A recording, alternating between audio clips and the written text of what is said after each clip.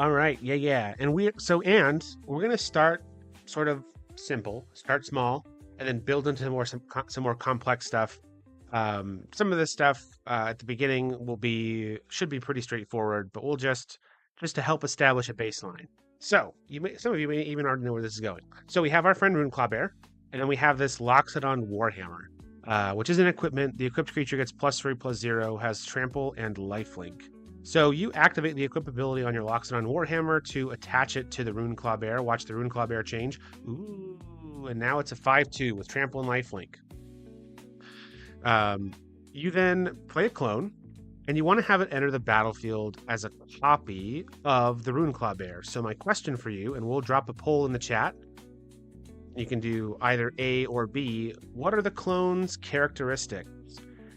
Option A here is going to be Runeclawbear, a regular old Runeclawbear, 2/2, no abilities. Option B will be a Runeclawbear as modified by Loxodon Warhammer, meaning it'd be a 5/2 with trample and lifelink. All right, and I'm going to start the poll now, friends. You'll have a minute to answer. So you'll see at the top of chat, you'll see example 1, Runeclawbear, A or B. Feel free to put in your votes, friends. Mm-hmm. If I was more skilled with photo editing software, I had a vague plans to try to Photoshop in a Loxodon Warhammer in the art on option B. Oh, you should. But I have those skills, Brad. You could have you live with me. That's true. It's y'all make sure you vote. Use the poll. Use the poll to vote. Anyway, sorry, what were you saying? There are a lot of examples in this, and I would hate to be like, here's 40 hours of work, Steph. Please do this thing for me. I would love nothing more than to help you put a Runeclawbear, or put a hammer in the hands of a Runeclawbear. All right. Looks like we have a few seconds left here. Almost done. Okay. We either have 5 very smart people or 1 very smart person and 4 bandwagoners. I'm just kidding. We have everybody voted for A. We have 5 votes for A. What do you think, Brad? Okay. Yeah. So y'all know it. The correct answer here is A.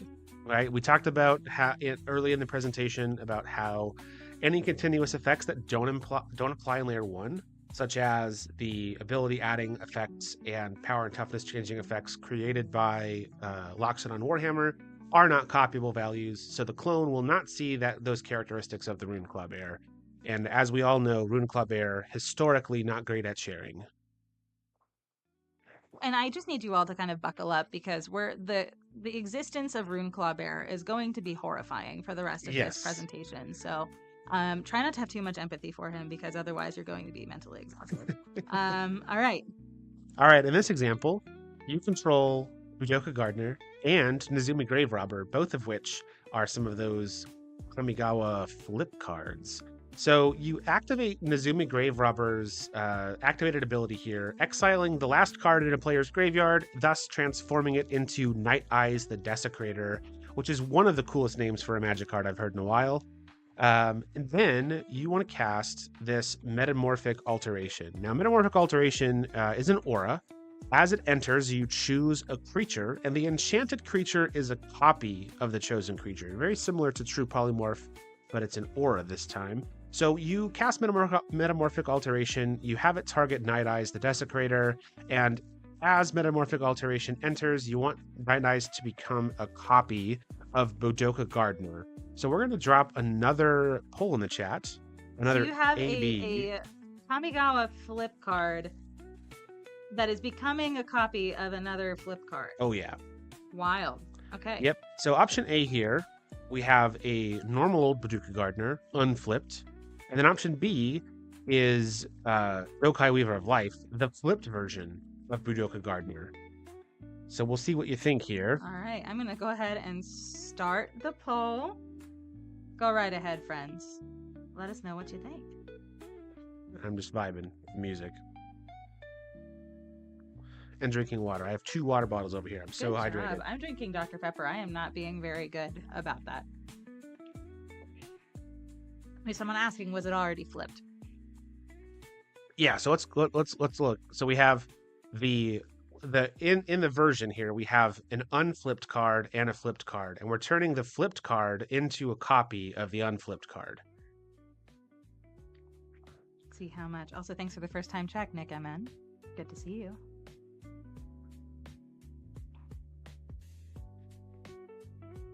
All right. We have some dissension in the ranks here, Brad. Ooh, some drama. This means it was a good question. I've done my job well. There you go. Indeed. Okay. All right. We have 5 votes for A and 2 votes for B. Okay, I think I got you this time. The correct answer here is B. All right. See, it pays to not be a bandwagoner sometimes, y'all. So, remember when we talked about an object's status not being copyable? So let's back up a little bit. Let's go to, we'll just look at it like this. So, an object status is not copyable. So when we have our flipped card, and whether or not a card is flipped is part of an object's status. So we have our flipped card becoming a copy of a non-flipped card. So this Night Eyes the Desecrator / Nezumi Grave Robber is becoming a copy of Budoka Gardener, but it retains its own status as a flipped card, which means that when the copy effect resolves, we'll be left with a copy of Budoka Gardener that has been flipped. So, you know, if at any point you build a deck around these flip cards, copy effects could help you cheat some flip effects if they're particularly challenging to perform. Next example, we're back on it with our friend Runeclaw Bear, and this time we're getting Mutate involved. So you're going to cast Sea Dasher Octopus for its Mutate cost. If you're not familiar with Mutate, Mutate is an alternate casting cost that appears on creatures. And when you cast a creature for its Mutate cost, you have it mutate onto a creature already in play, and those 2 permanents become merged into 1 permanent. So in this case, you're casting Sea Dasher Octopus, and you're mutating it onto the Runeclaw Bear. When your Sea Dasher Octopus resolves, ta-da! This is what your Runeclaw Bear looks like now. For the sake of this example, you've put the Sea Dasher Octopus on the bottom of the Mutate stack, meaning that the Runeclaw Bear just gets its text. So it now has Splash, and when it deals combat damage to a player, it draws a card. Then you want to cast a clone and have it enter the battlefield as a copy of this newly mutated upon Runeclaw Bear Octopus monstrosity. So we're going to drop another poll in the chat. We have another 50-50 here. Option A being a normal old unmutated living its best life Runeclaw Bear, and option B is a Runeclaw Bear that has been merged with a Sea Dasher Octopus and thus has all of its rules text. All right, it's in chat. Get those votes in there, friends. See, like if we were doing Photoshop, we could put like some octopus eyes on the bear, maybe replace one of its limbs with a tentacle. Guy, we need to coordinate more. Maybe next time I'll hit you up. I've got some free time on my hands lately. All right, we have a little bit of dissension in the ranks here.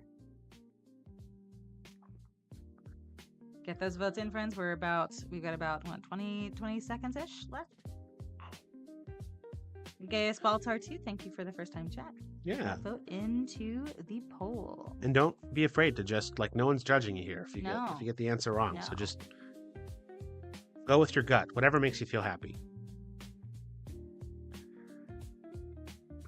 It just lost its flavor text. It's true. It's true. That's the thing that really matters here, I think. All right. So we have 7 votes for B and 1 vote for A. What do you think, Brad? All right. Well, it seems like this time the majority has it. The correct answer here is B.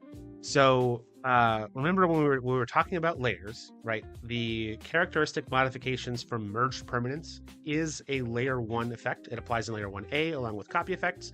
So as the clone is resolving and it's asking what are the copyable values of this thing that I'm going to copy, characteristic changes created by merging permanents, such as mutate, are copyable, and those changes will be seen by the clone as it enters. So, again, copy effects, good for your mutate decks. All right. We are going to give Runeclaw Bear a little bit of a break and instead inflict untold horrors upon a dog. Oh no! So this is Isamaru. Isamaru is a legendary creature, a dog, a 2/2 with no abilities, so basically a bear. And we're going to cast this Spark Double. And Spark Double is going to enter as a copy of Hound of Klanda. So if you're not familiar with Spark Double is a clone. You can have it enter the battlefield as a copy of a creature, except it's not legendary and has a +1/+1 counter on it. There's also some words on there about planeswalkers, but that's not really relevant to what we're doing here. So when this Spark Double resolves, it will enter the battlefield as a non-legendary copy of Isamaru, and it will have a +1/+1 counter, right? We've successfully resolved Spark Double. Now, you're not satisfied with having a single non-legendary or just two Isamarus, so you want to cast a clone, and you want to have it enter the battlefield as a copy of the non-legendary Isamaru with a +1/+1 counter on it. So we're going to drop another poll in the chat, but this time it's got 3 options. Ooh. So I'll scoot out of the way a bit. So option A here is an unbothered, normal old legendary Isamaru. Option B is a non-legendary Isamaru, no +1/+1 counter. And option C is a non-legendary Isamaru with a +1/+1 counter. All right, I'm going to start the poll. Go ahead, friends. Get those votes in.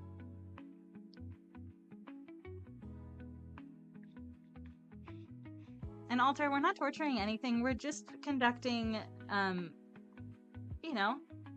conducting some experiments.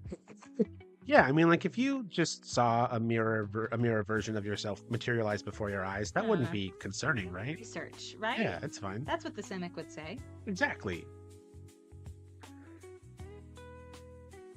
And really, the Spark Double has big Jace energy, so like it's probably just not even a real thing. It's just a projection. Exactly.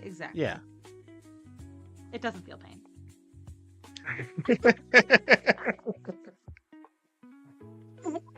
Excuse me. This interaction was terrifying. Legacy with Garuda. Yeah, okay. Oh, yeah. Garuda, yeah. I believe that. I'm also kind of spilling some of Steph's secrets with this one. It's true. Okay, so we have a little bit of dissension in the ranks here. We see 8 votes for B and 1 vote for C. Okay, all right. So, once again, the majority of you seem to be onto my tricks. I'll have to be a little craftier in the future. So the correct answer here is B. So remember when we talked about copy effects, if a copy effect itself specifies changes to the characteristics of an object, of the copy that it's making, then those changes themselves are copyable. So this means that because the copy effect created by Spark Double specifies that it's not legendary, the lack of legendariness is itself copyable, so the clone will see that. As far as entering with a +1/+1 counter, so a +1/+1 counters themselves generate effects that apply in layers, mostly in layers 6 and 7, because they generate abilities or modify power and toughness, and those effects are not copyable. The presence of counters is not copyable, and I know that the copy effect on Spark Double does say that it enters the battlefield with a +1/+1 counter, but when we're just looking at what the copyable values of the Spark Double are after it's entered the battlefield, there's nothing about non-legendary Isamaru with a +1/+1 counter that suggests that it's supposed to enter with a +1/+1 counter. So that information, because we're just looking at a 2/2 with no abilities and no +1 and a +1/+1 counter, the clone has no reason to believe that it should enter with a +1/+1 counter. I hope that makes sense. If not, please feel free to ask me to clarify, or if something is tripping you up, let me know. As a reminder, y'all, please feel free to put Ask Brad, or to use the Ask Brad a question chat redemption if you have any questions about the copy effects that we're going through, and he'll get all of those questions during our next Boosty break. Yep. Which I believe will be happening after this example. So you control an Inox Survivalist. This goober is a dog shaman, another dog.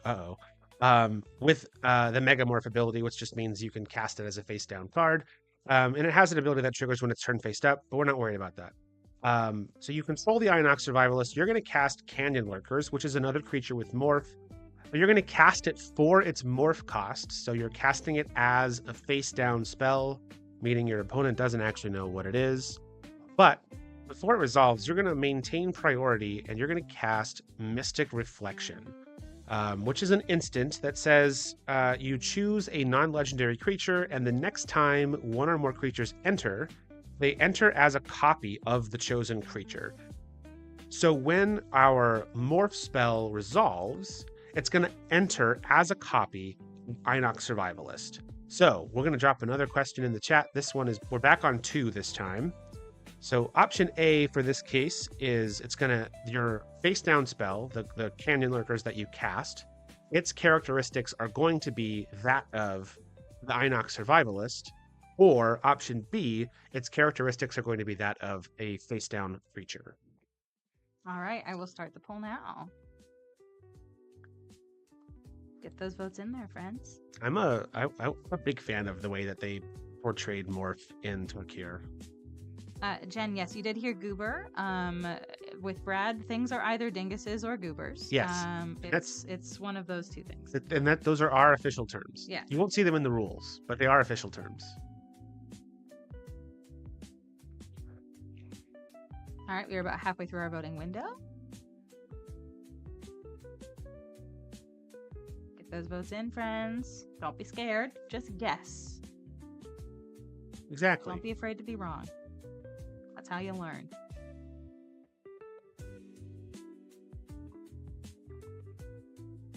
We have some dissension in the ranks here, Brad. Yes. This is good. We love dissension. Both the set and the concept. Indeed. Whoa, Brad, it's a dead heat. We have 3 and 3 for A and B. Oh, all right. This might so far is the winner for best question asked. All right. So the correct answer here is B. So thinking back to how our layers work, we know that copy effects apply in layer 1A, and the characteristics granted by being a face-down permanent apply in layer 1B. So when we're trying to decide what this creature will look like, we would first apply the effect, the copy effect created in layer 1A, or the copy effect that applies in layer 1A, and then we would apply the characteristics granted by it being a face-down permanent. So when all is said and done, what we're left with is face-down card, because it is, in fact, it is still a face-down card. So my second question, and for this one, you can just type yes or no in the chat. We don't necessarily need to do a poll. But my next question is, can this face-down creature be turned face up? And so if you're not less familiar with these rules, generally so the morph mechanic lets you pay 3 generic mana to cast it as a face-down card, and then provides a cost you can see on the Inox Survivalist, that 1 and a green, that lets you turn it face up to get some value usually. So the question we're asking is, can this now face down card that is a copy of Inox Survivalist be turned face up?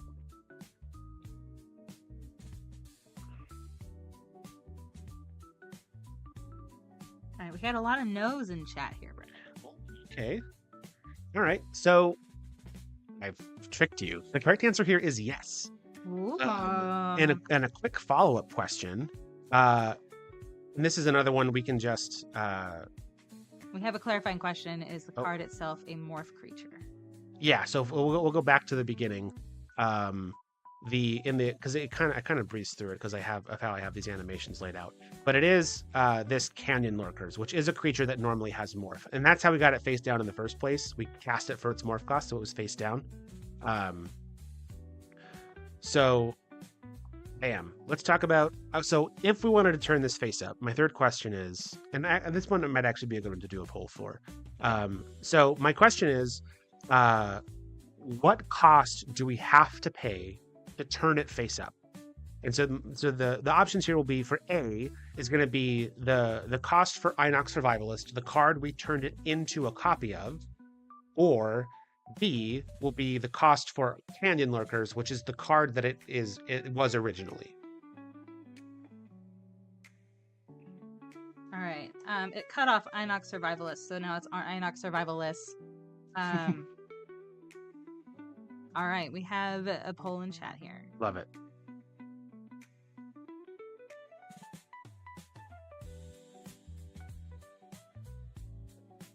You have some people whose brains are breaking in chat. Uh-oh.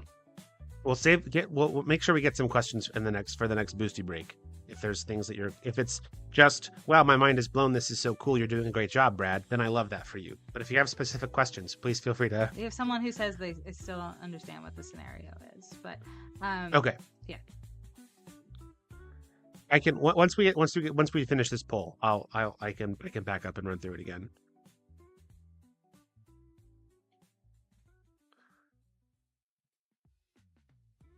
But it has to be a Canyon Lurker cost because you only copied the morph part. It says.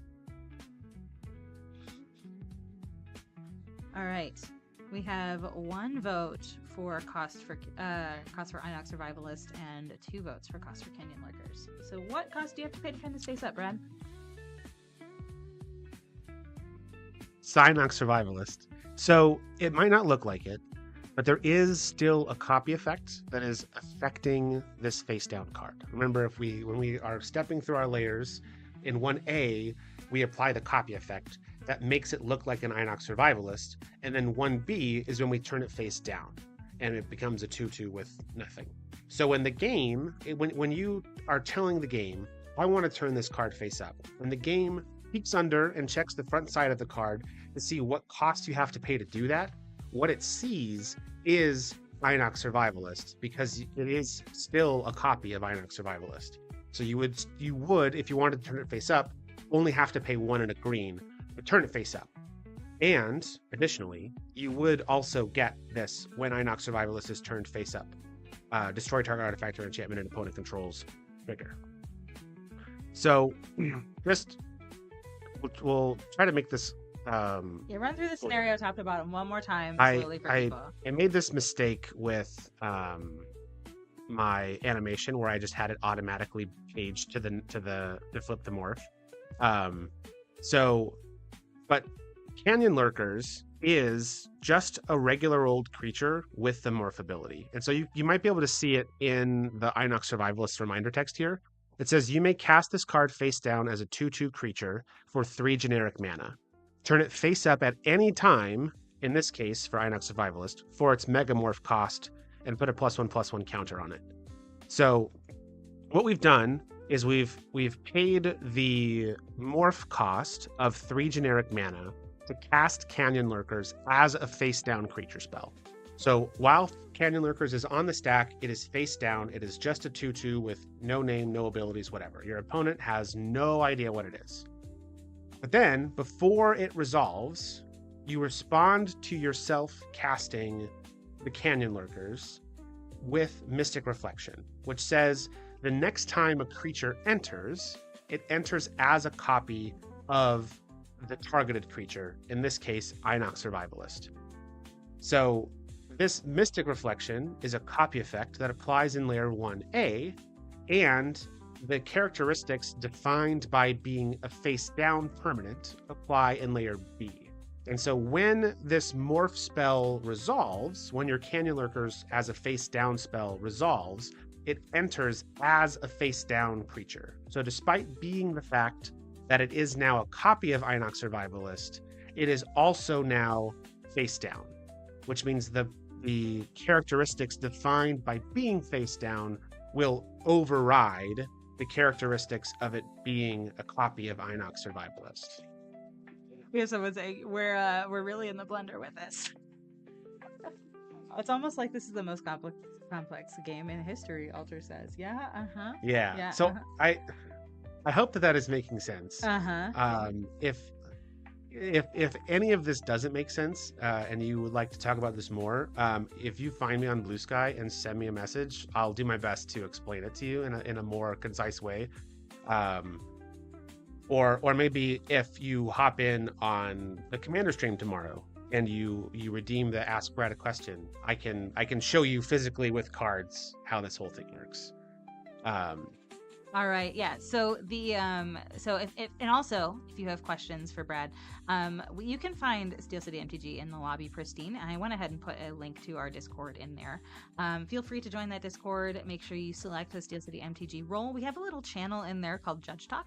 It's not super active because we've only done one of these before, but we absolutely would love it if y'all popped in there and especially if you had questions about a recent presentation that we did or a request for a future presentation, things like that. We're happy to engage with y'all. But yeah, that second time through, it looks like was a little bit better. It was a little slower for people, so I think that's good. Okay. That was good. Yeah. Thank you for doing that, Brad. Happy to help. All right. So let's take a little break. We need a brain break. We need a brain break.